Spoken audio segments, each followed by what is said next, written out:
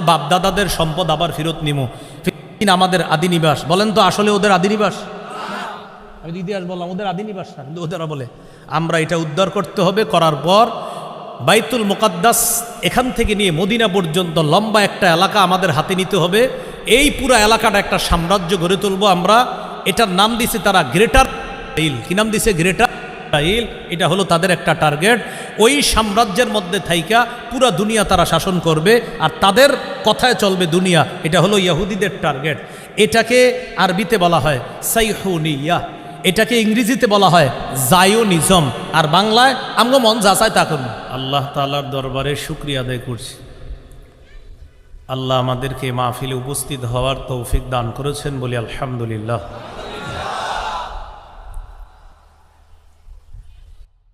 এবং কাশ্মীরের নির্যাতিত মজলুম মুসলমান ভাই বোন যারা আহত অবস্থায় দুনিয়াতে এখন আছে, তাদের জন্য বিশেষ দোয়া। যারা শহীদা হয়ে পৃথিবী থেকে বিদায় নিয়েছে, তাদের মাগফিরাতের জন্য দোয়া। ফিলিস্তিন, যেটা বর্তমানে আমরা নাম বললেই চিনি, ফিলিস্তিন একটা দেশের নাম, যেই দেশের উপর শুধু আক্রমণ হয় কিছুদিন পর পর। ফিলিস্তিনের নাম আসলে ফিলিস্তিন ছিল না আগে। খ্রিস্টপূর্ব 3200 সনের কথা। পৃথিবীতে তখন ছুরি, দা, কুড়াল, কোদাল এগুলা তখনও আবিষ্কার হয়নি। মানুষ তখন বিভিন্ন কাজ করত ধারালো পাথর দিয়ে, প্রাণী শিকার করত ধারালো পাথর দিয়ে। ওই যুগটাকে বলা হয় প্রস্তর যুগ। কি যুগ বলা হয়? প্রস্তর যুগ বা পাথরের যুগ। প্রস্তর যুগে মানুষ প্রাণী শিকার করত পাথর দিয়ে। জনপদ বিস্তারের লক্ষ্যে তারা কাজ করত। কৃষি সম্প্রসারণের দিকে তারা খুব মনোযোগ দিয়েছিলেন। এইভাবে চলতে চলতে ওই খ্রিস্টপূর্ব 3200 সনে আরব উপদ্বীপ থেকে একটা জাতি, তারা হলো কেনানি। কি বলেন তো? এই কেনানিরা বর্তমানে যাকে আমরা ফিলিস্তিন বলে জানি, সেখানে গিয়ে তারা বসবাস শুরু করলো। ইতিহাস থেকে বোঝা যায় ফিলিস্তিনে আদি বসবাস যাদেরকে পাওয়া যায়, যাদের নাম পাওয়া যায়, তারা হলো কেনানি। কি বলেন তো? কেনানি। কেনানিরা সেখানে বসবাস করা শুরু করলো। কেনানিদেরই একটা শাখার নাম হলো ফিনিশিয়ান। তারা বসবাস করত ফিলিস্তিনের একটা এলাকায়, এক অঞ্চলে। তখনও কিন্তু নাম হয় নাই, মানে একটা এলাকায় বসবাস করত। আরেকটা জাতি হলো আমরীয়। এই আমরীয় যারা, তাদেরই একটা অংশের নাম হলো হেক্সুস। আওয়াজ বাড়ায় না, আওয়াজ বাড়ায় না, আওয়াজ কমান। হ্যাঁ, আমরীয় যারা, তাদের একটা অংশের নাম হলো হেক্সুস। হেক্সুসরা সর্বপ্রথম আল কুদস শহরের গোড়াপত্তন করে। আল কুদস, যেই শহরের জন্য পাগল হয়ে রয়েছে এটা দখল করার জন্য,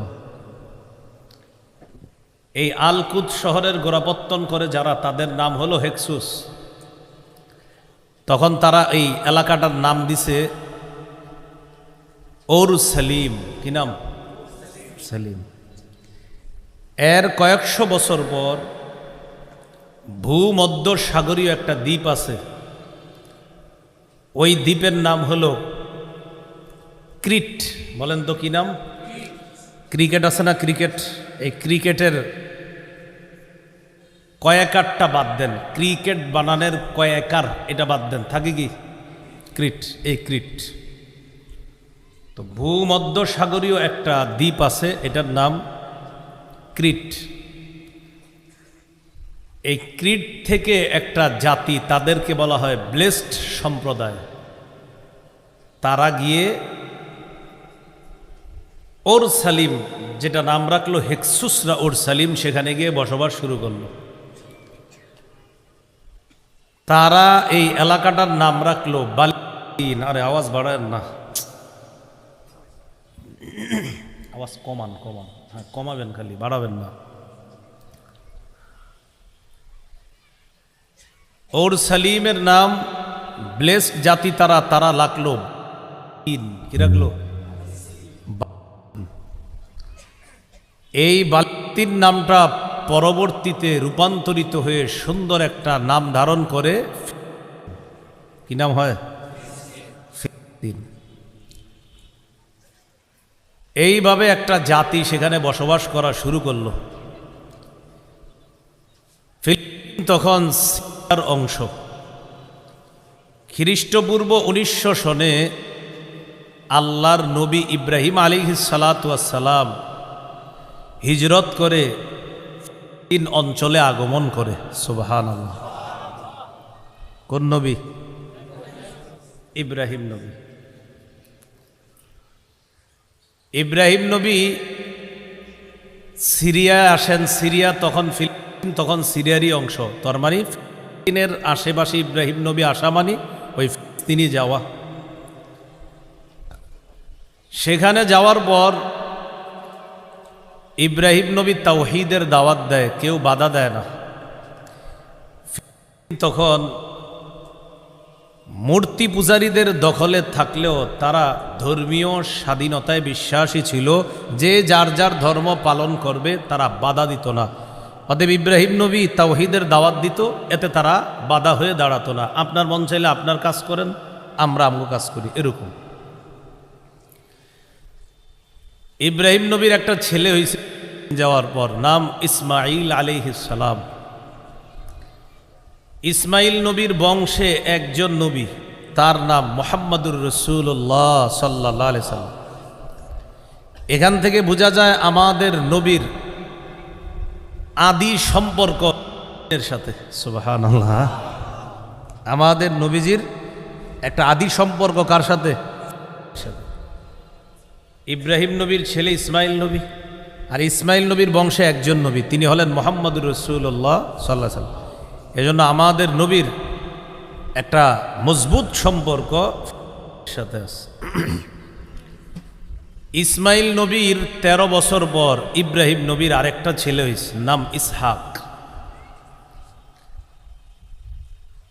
ইসমাইল এবং ইসহাক দুজনেই ইব্রাহিম নবীর বার্ধক্য যখন বয়স তখন হয়েছে। এটা কোরআনে আছে, আলহামদুলিল্লাহিল্লাযী ওয়াহাবালি আলাল কিবারি ইসমাঈলা ওয়া ইসহাক। সমস্ত প্রশংসা আল্লাহর, যিনি আমাকে বার্ধক্য থাকা সত্ত্বেও দুজন সন্তান দান করেছেন, একজন ইসমাইল আর একজন ইসহাক। তাহলে ইসমাইল নবীর 13 বছর পর যে সন্তানটা হয়েছে তার নাম ইসহাক। ইসহাক আলাইহিস সালাতু ওয়াস সালাম, তার একজন সন্তান হয়েছে, নাম হলো ইয়াকুব। ইয়াকুব নবীর জন্ম দাদা ইব্রাহিম দুনিয়াতে থাকতে, মনে রাখবেন। ইব্রাহিম নবীর ছেলে ইসহাক, ইসহাক নবীর ছেলে ইয়াকুব। তো সম্পর্কে ইব্রাহিম নবী ইয়াকুব নবীর দাদা। এই দাদা ইব্রাহিম নবী দুনিয়াতে থাকতে ইয়াকুব নবীর জন্ম। ইয়াকুব নবী দিন থেকে হিজরত করে তুরস্কের দক্ষিণাঞ্চল হাররানে চলে যায়।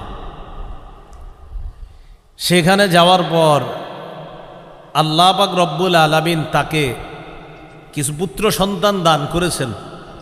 12 জন পুত্র সন্তান হয় ইয়াকুব নবীর। 12 জনের মধ্যে একজন পুত্র সন্তানের নাম ইউসুফ আলাইহিস সালাতু ওয়াস সালাম। একদম এদিক সেদিক তাকাবেন না, কিচ্ছু বুঝবেন না, পুরা মন দিয়ে শুনতে হবে। তাহলে ইব্রাহিম নবীর দ্বিতীয় সন্তান ইসহাক, ইসহাক নবীর সন্তান ইয়াকুব, ইয়াকুব নবীর সন্তান ইউসুফ। আপনারা জেনে থাকার কথা, লম্বা একটা সুন্দর হিস্টোরি ঘটনার মাধ্যমে ইউসুফ নবী তার ভাইদের দ্বারা নির্যাতনের শিকার হয়ে কূপের মধ্যে তিনি নিক্ষিপ্ত হলেন। সেখান থেকে পথচারীরা তাকে পেয়ে বিক্রি করে দিল মিশরের আজিজের কাছ, মন্ত্রীর কাছ। মিশরের মন্ত্রী তাকে নিয়ে গেলেন মিশর। তাহলে ইউসুফ নবী একটা ঘটনার মাধ্যমে চলে গেলেন মিশর। মিশর যাওয়ার পর আরো সুন্দর এক ঘটনার মাধ্যমে চলে গেলেন জেলখানায়। জেলখানায় 7 বছর বা 12 বছর থাকার পর তিনি বের হলেন। বের হওয়ার পর আরো সুন্দর ঘটনার মাধ্যমে আল্লাহ তাআলা মিশরের খাদ্য মন্ত্রণালয়ের দায়িত্বে ইউসুফ নবীকে অধিষ্ঠিত করে দিলেন।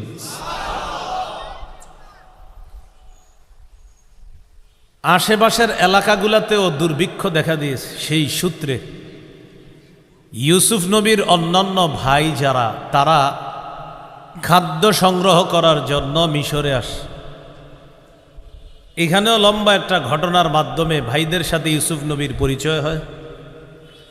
ইউসুফ নবী পরবর্তীতে তার বাবা ইয়াকুব নবীকে মিশরে নিয়ে আসেন।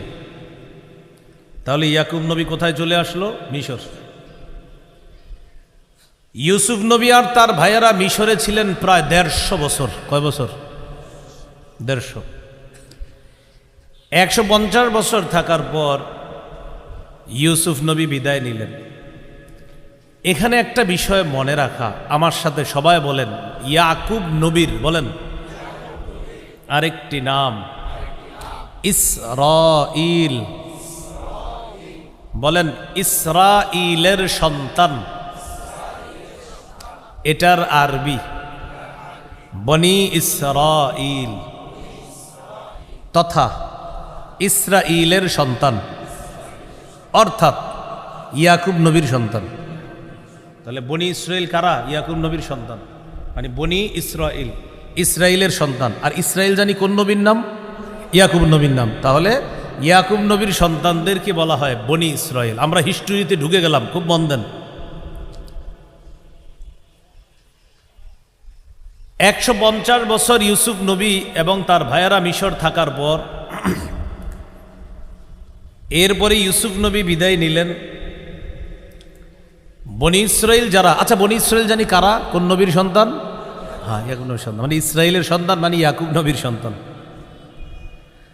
আরো যদি মনে রাখতে চান আরেকটা সুন্দর কথা, সেটা হলো ইসরাঈলের একটা সুন্দর অনুবাদ আছে। ইসরা অর্থ বান্দা, ইল অর্থ আল্লাহ। ইসরাঈল মানে আল্লাহর বান্দা। সুবহানাল্লাহ।